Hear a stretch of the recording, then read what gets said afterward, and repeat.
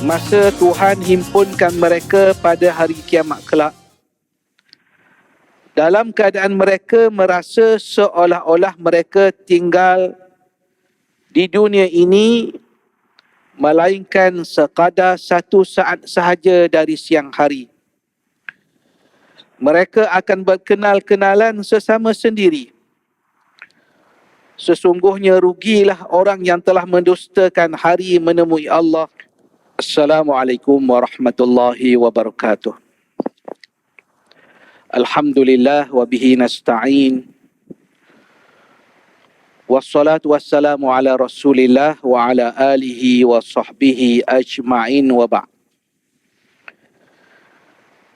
Sidang jemaah yang dimuliakan oleh Allah Subhanahu wa taala.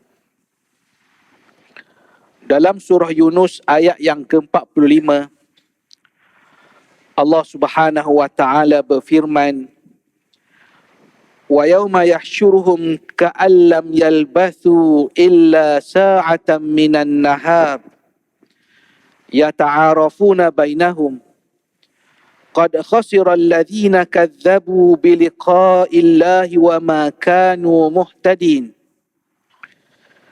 Maksudnya, dan ingatlah masa Tuhan himpunkan mereka pada hari kiamat kelak, dalam keadaan mereka merasa seolah-olah mereka tinggal di dunia ini melainkan sekadar 1 saat sahaja dari siang hari. Mereka akan berkenal-kenalan sesama sendiri. Sesungguhnya rugilah orang yang telah mendustakan hari menemui Allah untuk menerima balasan dan yang tidak mendapat petunjuk ke jalan mencari untung semasa hidup di dunia. Tuan-tuan yang dirahmati Allah, ayat yang kita petik seperti yang saya katakan tadi daripada ayat yang ke-45 daripada surah Yunus menjelaskan kepada kita keadaan dan suasana yang bakal berlaku pada satu hari nanti, pada hari akhirat, pada hari kiamat. Dan perkara-perkara yang bersabit ataupun yang berkaitan dengan hari pertemuan kita dengan Allah adalah sesuatu yang benar, sesuatu yang hak, yang pasti berlaku, yang diterangkan oleh Allah dalam banyak ayat dalam Al-Quran, umpamanya ayat yang kita baca ini, dan juga di dalam hadis-hadis Nabi SAW. Kenapa Allah Ta'ala menceritakan peristiwa-peristiwa yang bakal berlaku ini? Antaranya ialah sebagai satu bentuk peringatan kepada manusia akan adanya namanya Yaumul Jaza, hari pembalasan. Hari akan diputuskan bagaimana kedudukan manusia di sisi Tuhan, kerana hakim yang mahal adil yang tunggal ialah Allah Subhanahu wa taala. Perkara yang kedua, bila kita diingatkan oleh Allah tentang perkara yang bakal berlaku, ia memberi satu motivasi dan inspirasi kepada kita untuk dalam hidup ini, untuk kita berusaha mencari amalan solehah, mencari bekalan amal soleh untuk kita bertemu dengan Allah. Seorang ahli tasawuf yang terkenal yang bernama Hatim Al-Asam, satu hari ditanya oleh gurunya Syaki Al-Balkhi, sepanjang kamu belajar dengan aku selama 30 tahun ini, apa yang kamu pelajari? Ada 8 perkara yang disebut oleh Hatim. Satu perkara daripada 8 perkara itu yang disebut oleh Hatim, pengajaran penting, faedah penting yang dia belajar daripada gurunya ialah Hatim melihat bahawa Semua manusia di dunia ini mereka mempunyai orang ataupun benda yang dia kasih. Benda yang dia rasa seronok, benda yang dia rasa asyik. Semua orang begitu. Dan aku melihat, kata Hatim, aku melihat betapa sayangnya seseorang itu kepada seseorang yang lain. Ada yang aku lihat sayangnya itu hanya sekadar sebelum orang yang insan itu dia sayang, waktu belum sakit. Bila dia sakit, dia pun lari. Bukan teman hidup dia lagi, bukan suami lagi, bukan isteri lagi. Ada begitu, kata Hatim Al-Asam. Dan ada orang, kasih dia, sayang dia kepada manusia itu, sampailah hari kematian dia, dan orang itu hantar jenazah dia ke kubur.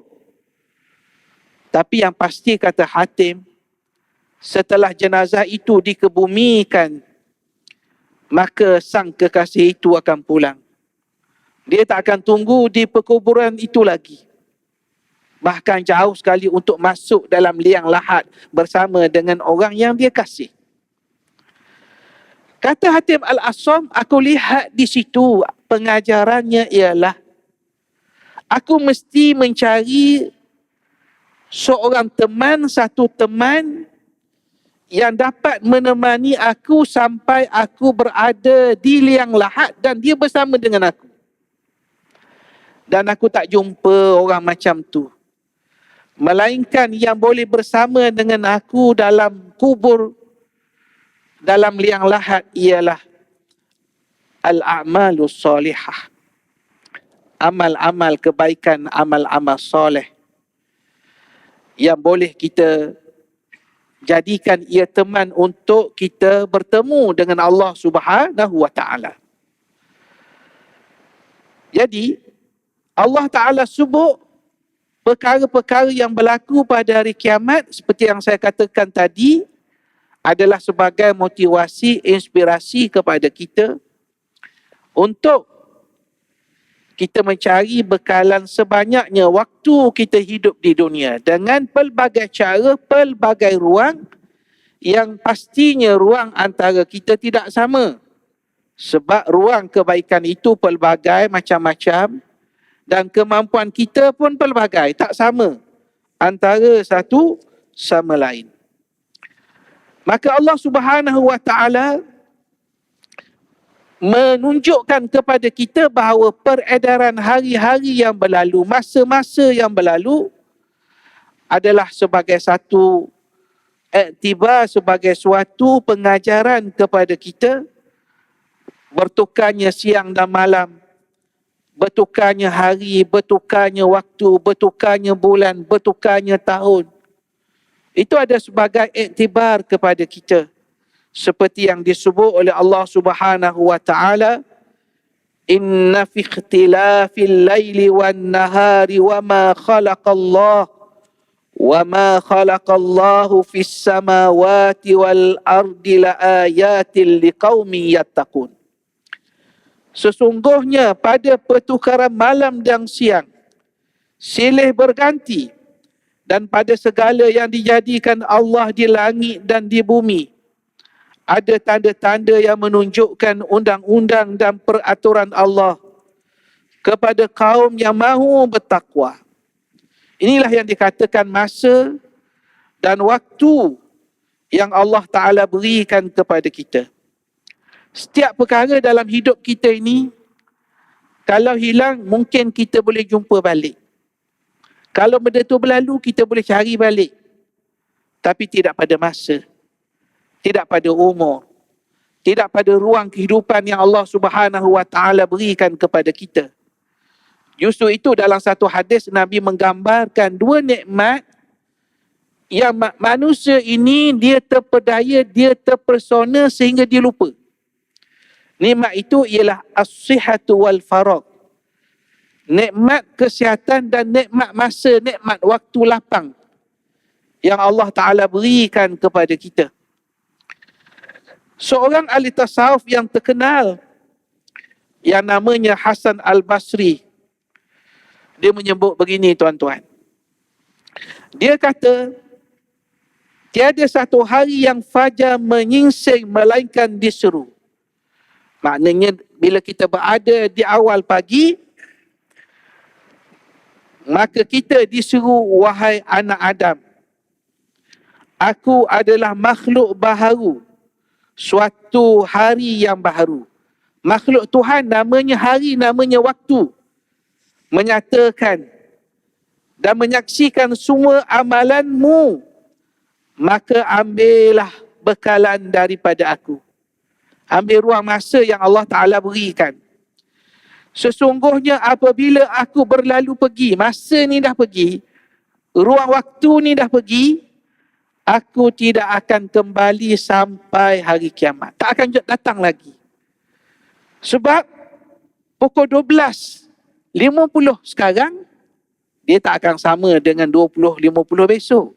Sebab harinya berbeza. Begitulah Allah Subhanahu Wa Ta'ala memberi ruang kepada kita supaya dalam diri kita ini untuk kita berusaha mencari amalan yang membawa kita kepada Allah. Dan di antara kefahaman amalan yang penting ialah kita beramal mengikut kemampuan yang ada kepada kita. Sehingga disebut amal yang sedikit itu tetapi berkekalan jauh lebih baik daripada satu amal yang baik dibuat sekali kemudian ditinggalkan. Itu yang disebut oleh Nabi SAW dalam satu hadis riwayat Abu Daud, aklufu minal amali ma tutiqun fa inna allaha la yamullu hatta tamullu wa inna ahabbal amali ila Allahi adwamuhu wa in qalla atau kama qala. Kata Nabi SAW, wahai manusia, ambillah kerja itu mengikut keupayaanmu, mengikut kemampuanmu. Sesungguhnya Allah tidak jemu sehingga kamu terlebih dahulu merasa jemu. Dan sesungguhnya sekasih-kasih amalan di sisi Allah ialah melakukan sesuatu perkara dengan tekun dan berterusan walaupun sedikit. Jadi ruang masa yang Allah Ta'ala berikan kepada kita harus diisi dengan amal-amal yang mendekatkan diri kita kepada Allah dengan ruang masa yang ada kepada kita. Itu perkara yang pertama. Perkara yang kedua, bila ada ruang masa ini, sudah tentulah sebagai manusia yang banyak kekhilafan, kesilapan, kesalahan, kita perlu kembali kepada Allah, memperbaiki diri kita dan bertaubat kepada Allah sesuai dengan apa yang dijanjikan oleh Allah, wa inni laghaffarul liman taba wa amana wa amila salihan thumma ihtada. Kata Allah, dan sesungguhnya aku yang amat memberi ampun kepada orang yang bertaubat serta beriman dan beramal soleh, kemudian dia tetap teguh menurut petunjuk yang diberikan kepadanya. Tuan-tuan yang saya hormati, yang saya kasihi, seorang penulis terkenal, seorang pemikir Islam yang terkenal, namanya Syekh Muhammad Al-Ghazali As-Saqa. Dalam sebuah bukunya, salah sebuah bukunya, beliau menyebut begini. Beliau menyatakan bahawa taubat hamba ini untuk semua. Maksudnya bukan untuk orang tertentu sahaja, orang yang digelar sebagai pendosa sahaja. Sebab mungkin kita ni pendosa tapi tak zahir, tak nampak. Benda tu Allah Ta'ala sembunyikan. Allah Ta'ala tutup aib kita. Bahkan orang yang beramal dengan amal soleh itu juga, dia perlu bertaubat kepada Allah Subhanahu Wa Ta'ala. Sebab apa? Beliau sebut beberapa perkara. Yang pertama kata beliau, seseorang itu perlu bertaubat daripada kesilapan yang mungkin berlaku dalam perkara-perkara ibadah. Mungkin dia bagi contoh macam orang baca Quran, orang solat. Ya, kita mungkin solat, kita mungkin sembahyang, alhamdulillah, ini nikmat Allah. Tapi kita mungkin termasuk orang solat tapi lalai dalam solatnya. Itu sudah cukup menggambarkan kepada kita untuk kita beristighfar, mohon taubat kepada Allah supaya Allah Ta'ala ampuni segala dosa kita. Justru itu kalau kita sendiri pun, amalan kita sendiri pun, lepas kita beri salam, Assalamualaikum warahmatullahi, Assalamualaikum warahmatullahi, di antara perkara awal yang kita buat ialah kita beristighfar. Astaghfirullahalazim, astaghfirullahalazim, astaghfirullahalazim. Walaupun kita baru selesai solat, mungkin wuduk basah lagi, tapi kita terus beristighfar. Mungkin ada kelemahan-kelemahan kita. Yang kedua, keperluan bertaubat, beristighfar ialah mungkin ada orang yang bersolat, dia merasakan itu saja yang mewajarkannya mendapat keredaan Allah. Sedangkan solat itu hanya baru sebahagian daripada tuntutan. Sebahagian daripada tuntutan. Jadi bukan dengan solat ini maka sempurnalah seseorang itu sebagai hamba Tuhan. Tidak, belum lagi. Banyak lagi perkara-perkara lain. Maka sudah tentu keperluan kita beristighfar, bertaubat kepada Allah. Yang ketiga ialah kadang-kadang manusia ni dia tumpuk ibadat ni kepada ibadat yang tertentu saja. Kita bagi contoh saja ni, contoh saja untuk renungan pada kita. Mungkin fokus dianya ialah puasa saja, puasa wajib, puasa sunat. Itu saja yang menjadi fokusnya. Ataupun umrah saja yang menjadi fokusnya. Sedangkan banyak lagi kewajipan-kewajipan lain yang diabaikan walaupun mungkin tidak ditinggalkan semua sekali. Maka pemikiran seperti itu harus dia bertaubat kepada Allah. Mungkin berlaku kemungkaran di hadapannya, perkara-perkara yang jelas, yang harus diingkari kemungkaran tersebut. Tapi dia berdiam diri saja walaupun dia ada keupayaan untuk menegur perkara yang disebut sebagai mungkar itu. Maka di situlah keperluan untuk bertaubat kepada Allah Subhanahu wa taala. Yang keempat, kemungkinan seseorang itu perlu bertaubat, beristighfar ialah mungkin kita sudah melakukan amal ibadat kita. Tetapi mungkin ada penyakit-penyakit yang singgah kepada kita ketika kita melakukan perkara tersebut. Ya, contohnya mungkin kita bersedekah. Tetapi mungkin ketika kita bersedekah itu ada unsur-unsur yang tidak sepatutnya. Kita rasa riya, kita minta sanjungan daripada manusia dan sebagainya. Maka sudah tentulah ketika itu kita perlu bertaubat kepada Allah Subhanahu wa taala. Tuan-tuan yang saya hormati, yang saya kasih sekalian, dalam banyak hadis Nabi SAW, Nabi menggesa kepada kita supaya unsur istighfar ataupun taubat ini merupakan perkara penting yang perlu kita buat selain daripada amal-amal soleh yang lain. Di antaranya ialah dalam hadis Tirmizi, hadis yang masyhur yang selalu kita baca. Dalam hadis itu, dalam hadis kursi, Rasulullah SAW menyebut tentang firman Allah Azza wa Jalla, Ya bana Adam, innaka ma da'autani wa rajautani, ghafartu laka ala ma kana fika wala ubali. Ya bana Adam, walau balagat dhunubuka ananas sama, thumma astaghfartani ghafartu laka wala ubali. Ya bana Adam, innaka law ataitani bi qurabil ardi khataya thumma laqitani la tusyriku bi syai'a la ataituka bi qurabiha maghfiratan au kama qala sallallahu alaihi wasallam. Maksudnya, wahai anak Adam, setiap kali engkau memohon dan mengharapkan kepada aku tetap mengampuni atas segala dosa yang engkau lakukan. Dan aku tidak peduli. Ini nak gambarkan perlunya konsisten kita istighfar, mohon taubat kepada Allah. Wahai anak Adam, andai kata dosa-dosamu sampai setinggi langit. Nak bayangkan apa tu? Banyak, sampai setinggi langit. Kemudian engkau memohon ampun kepadaku. Syaratnya kena minta ampun.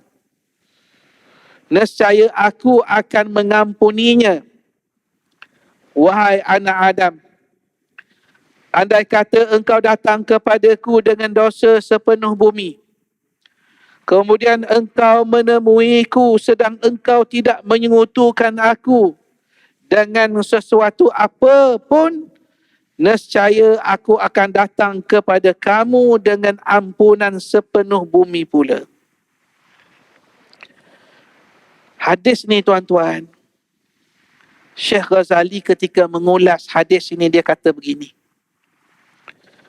Motivasi daripada Nabi ni seperti ibarat seteguk air yang dicapai oleh orang-orang yang haus, bagi menghidupkan kembali semangat dan cita-cita, kemahuan yang lemah, lesu, tidak berdaya, bergerak menuju kepada Allah untuk memperbaharui kehidupannya.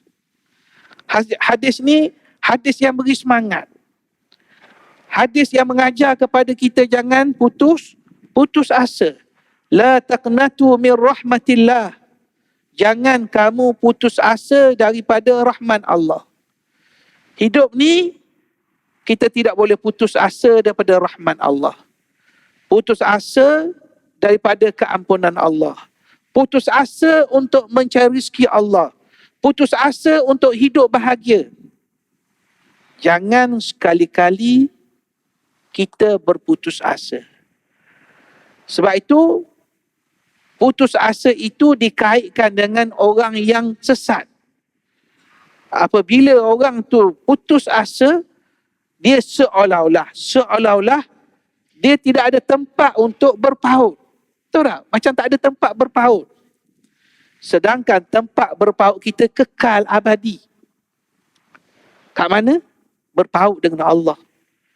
Mengharapkan Allah. Dengan doa kita, dengan pengharapan kita, sehinggalah Allah Subhanahu wa ta'ala memberi makhraj, memberi jalan keluar kepada kehidupan kita. Tuan-tuan yang saya hormati, yang saya kasih sekalian,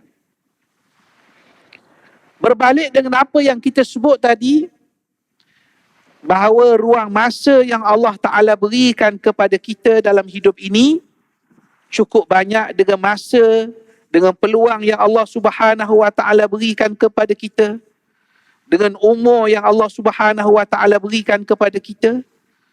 Sudah tentulah kita akan berusaha sebaik mungkin untuk mencari bekalan dan juga memperbanyakkan bekalan kita. Seperti mana yang disuruh oleh Allah, wa qul i'malu fasayarallahu amalakum wa rasuluhu wal mu'minun wa saturadduna ila alimil ghaibi wasyahadah fayunabbiukum bima kuntum ta'malun. Allah Ta'ala menyebut wa qul i'malu, dan hendaklah kamu bekerja, kamu beramal, sebab Allah akan melihat amalan kamu, Rasul akan melihat amalan kamu, orang mukmin akan melihat amalan kamu, dan kamu akan dikembalikan kepada Allah yang mengetahui perkara gaib dan syahadah. Dan maka akan diceritakan, dikhabarkan kepada kamu apa yang kamu pernah buat waktu kamu hidup di dunia dahulu.